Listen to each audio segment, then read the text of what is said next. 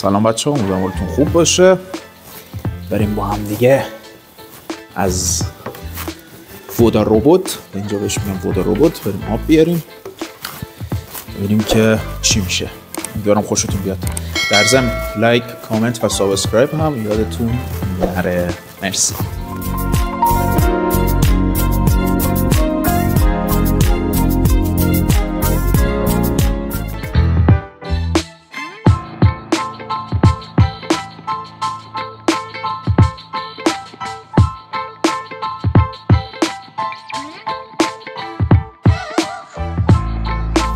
خب بچه، توی روسیه اگه بخواد یکی مثلا اینجا خب خونه های مردم لوله کشی هستش، هیچ مشکلی هم نداره، ولی اگه شما بخواین یک آب آشامیدنی خیلی خوب و با کیفیت داشته باشین، مردم اینجا دو تا راه معمولا انتخاب میکنن و دارن. یکیش اینه که اینجا هم دارن تعمیر میکنن، امروز اینجا کل ساختمون اونو دارن بازسازی میکنن. اینا چه مثل حالت یه دونه سقف زدن، مثل آفتابگیره، نورگیره، چی مثل این زن.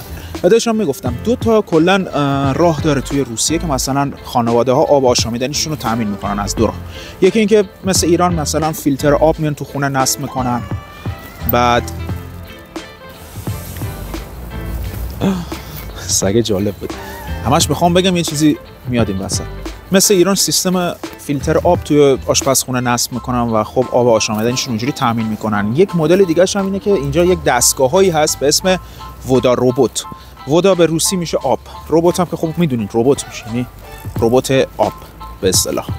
بعد شما میرید توی اون توی هر محله‌ای هم معمولا یکی دو تا هستش. نزدیکترینش به خوابگاه ما هم اینجا تقریبا 10-15 قدم راه، زیادم نیستش. بعد اینجا شما میرید پولشو پرداخت میکنید، هر لیتری 5 روبل هستش الان، و قبلا که من اومده بودم 4 روبل بود، الان 1 روبل اضافه شده. ولی آبی که شما از اینجا دریافت میکنید بسیار خوش‌طعم، سبک، و حتی آنالیز آب رو هم توی اپلیکیشن ودا ربات شما میتونید نگاه کنید توی منطقه که هستید، مثلا درصد مواد معدنی چقدره، آیا بار باکتریایی داره نداره، اصلا همه چیزش اونجا تایید شده است توسط بهداشت. اینجا هم تایید شده آب، یعنی امضای اون به اصطلاح سازمان هستش باشه و خیلی آب اوکیه. حالا با هم دیگه بریم تا بهتون نشون بدم که چطور دستگاه کار میکنه و اگر یه واقع اومدین روسیه بدونید چطوری بعد از این دستگاه استفاده بکنید.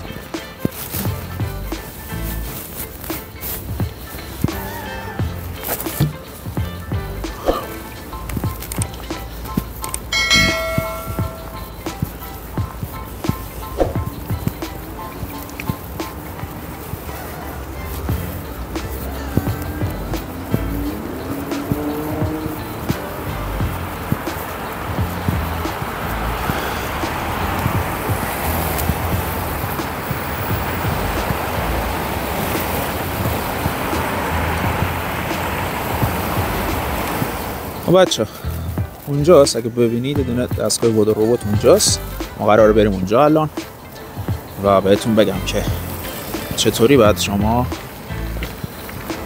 در بطریتون آب بکنید. بطری من 18 لیتره، انقدر هوا خنکه که داخل این هم حتی اگه ببینید بخار زده، جام راش هم برف و یخ. ببینید همینجاست و این هم دستگاهیه که بهتون میگفتم و الان درش باز، در صورتی که درش کلا باید بسته باشه. این ودا ربات این شکلی بچه، آیکونش اگه یه موقع خواستین دانلود بکنید اپلیکیشنش تو روسیه به این شکل هستش و شما اینجا انتخاب میکنید و الان مثل که یه نفر استفاده کرده و 5 لیتر هم به اصطلاح مونده، کسی هم اینجا نیست، شما میتونید استفاده کنید دیگه. وقتی درشو باز گذاشتن یعنی که اوکی. بعضی وقتا از این شانس هم میارید 5 لیترتون استفاده ممکنه بشه. نمیدونم دیگه، هیچ کی هم ازش هیچ استفاده هم نکرده، نمیدونم شاید هم صاحبش بیاد الان. نمیدونیم چجوری استفاده بکنیم.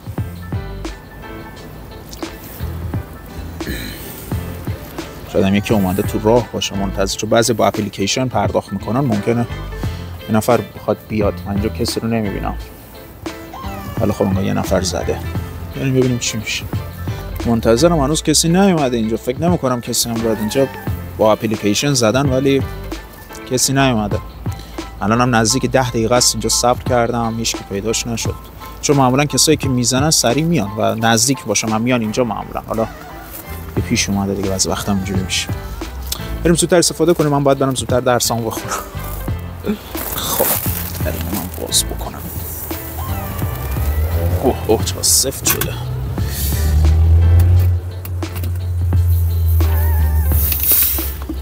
چه هوایی گرفته بود، صداشو شنیدید؟ نمیدونم. خب قبل از اینکه بخوایم اینو باید اینجوری ببندیم. مثلا شما اگه بخواید اینجا میتونید انتخاب کنید 5 لیتر، حالا مثلا 19 لیتر و اینجا کم و زیاد میکنید. دکمه پرداخت که کردین دکمه استارت براتون فعال میشه. اینجا قبلا میگم یکی پرداخت کرده، الان هم نزدیک 1 ربع وایسادم و هنوز کسی هم نیومده اینجا. دستای منم داره از یخ دیگه، امیدوارم طرف حلال کنه دیگه، چون که اینو باید شما مصرف کنید و بعدش آزاد بشه برای نفر بعدی. الان هم که اینجاییم هیچکی نیومده با بطری، جو که میبینید کسی نیستش اینجا بچه‌ها. دارم دیگه طرف راضی باشه دیگه و اگه اومد بهش پولشو میدم. اوه تموم شد، در حد 1 جرعه بود. رکب خوردیم.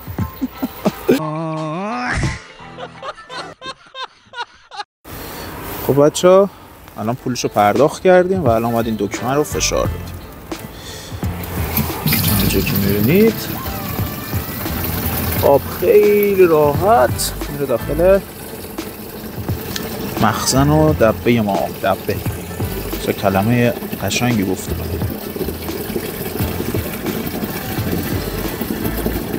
از این میبینید اینجا داره پر میشه، یه تول بار داره، پروگرس بار به اصطلاح داره. 90 روبل شده، لیتری 5 روبله، 5 تا 18 تا میشه 90. اینجا هم که محیط زیبا، اینجا همه چی نزدیک به خوابگاه بچه‌ها. خوابگاه ما خوبی شنید، هر چی که شما فکر کنید اینجا نزدیک. ساختمان‌های دانشگاه، سوپرمارکت، حتی دارالترجمه، نوتاریوس، یعنی همه در حد 2 قدم 5 قدم، یعنی چسبیده به خوابگاه. خیلی خوب از لحاظ خوابگاه اینجا واقعا دانشگاهش یعنی عالیه از بابت خوابگاهش. ولی خب خوابگاه قدیمی هم داره، جدید هم داره، شانستون کجا گفتید. ولی خب از خوابگاه هم راضی ام که قدیمی هم هست، ولی از لحاظ موقعیتش و ایناش خوب. ولی خب یک مقداری داخلش نیاز به بازسازی تعمیر داره، ولی در کل من راضیم، خوبه. این هم دیگه داره تمام میشه دیگه. واه برداشت هم ریخت. این از این. خب مجبوریم که کمش خالی کنیم. خب بچه‌ها دستام همه اینجا خیس شد، آب ریخت. دستام انقدر سرده لمس دیگه چه حس نمیکنم.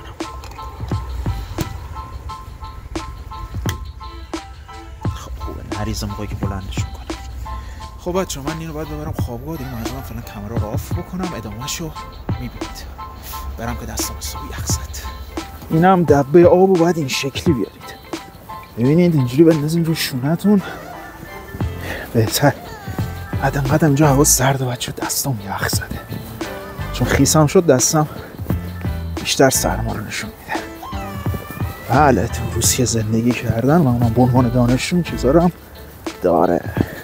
برم بالا ادامه فیلم رو باز می‌بینیم. بچه‌ها من رسیدم و این هم که میبینید حاضر آماده. بله زندگی همین است و باید ادامه داد. خیلی ممنون که تا اینجا نگاه کردین. امیدوارم که این ویدیو واسهتون جالب و لذت بخش بوده باشه واسهتون و حمایت یادتون نره. خیلی متشکرم. لایک، کامنت و سابسکرایب کنید حتما ویدیو رو. نظرتون حتما برام کامنت کنید، من سریعا پاسخ شما رو میدم.